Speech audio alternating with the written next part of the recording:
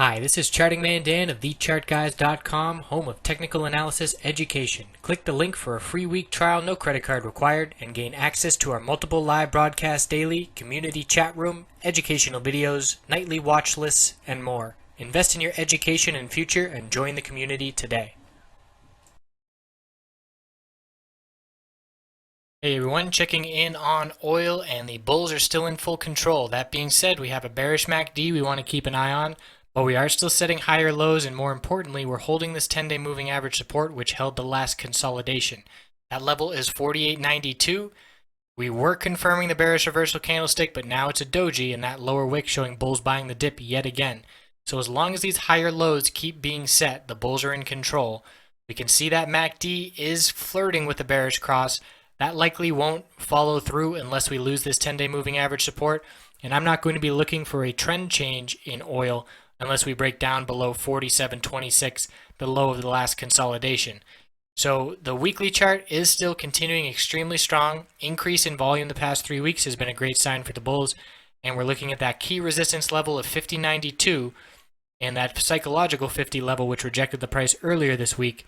If we break 50.92, it's potentially a signal that the long-term trend is changing because that is a higher high compared to a previous lower high.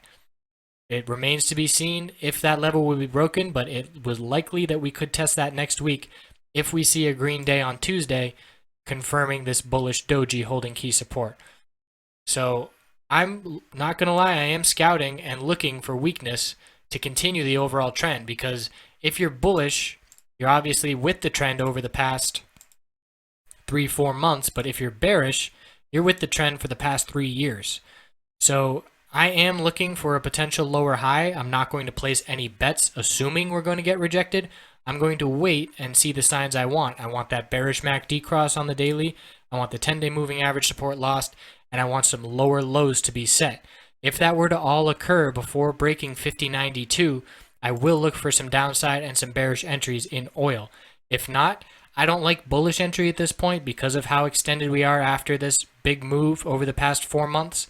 So I'm either going to be sitting on my hands and doing nothing, scouting the bearish position, or making plays elsewhere. Gold has been really hot. We've been playing the miners.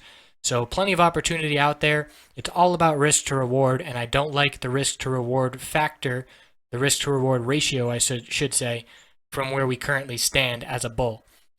And now if you're already in the trade as a bull, there is no reason to get out. I'm just talking about a nice fresh entry as a bull at these levels.